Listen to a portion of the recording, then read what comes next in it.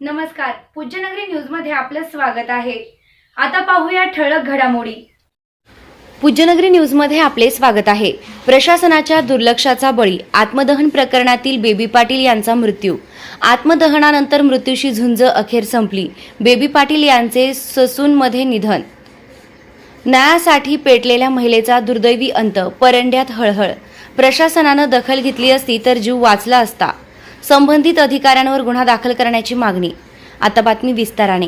परंडा तालुक्यात खळबळ उडवून देणाऱ्या आत्मदहन प्रकरणातील गंभीर भाजलेल्या बेबी किसनराव पाटील यांचे उपचारादरम्यान पुणे येथील ससून रुग्णालयात बुधवारी रात्री 12:30 वाजण्याच्या सुमारास निधन झाले।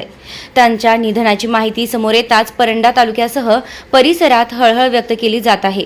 मिळालेल्या माहितीनुसार शासकीय सेवेत सामावून घेण्यात यावे व थकीत वेतन मिळावे या मागण्यांसाठी बेबी पाटील मागील 3 वर्षांपासून प्रशासनाकडे पाठपुरावा करत होत्या। त्यापूर्वी परंडा येथील भूविकास बँकेत कार्यरत होत्या। भूविकास बँका बंद झाल्यानंतर त्यांना शासकीय सेवेत समाविष्ट करण्याची मागणी त्यांनी वारंवार केली होती। मात्र त्यांच्या मागण्यांकडे सातत्यानं दुर्लक्ष होत असल्यानं त्या संतप्त झाल्या होत्या। याच संतापातून त्यांनी दिनांक 1 मे रोजी धाराशिव येथील जिल्हा उपनिबंधक कार्यालयासमोर अंगावर पेट्रोल ओतून आत्मदहनाचा प्रयत्न केला होता।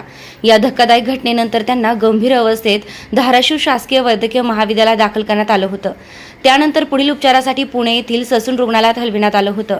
मात्र उपचार सुरू असतानाच दिनांक 6 मे रोजी मध्यरात्री 12:30 वाजण्याच्या सुमारास त्यांची प्राणज्योत मालवली आहे। नातेवाईकांनी दिलेल्या माहितीनुसार बेबी पाटील यांचे पार्थिव पुणे येथून परंडा येथे आणण्यात येणार असून रात्री त्यांच्यावर अंत्यसंस्कार करण्यात येणार आहेत।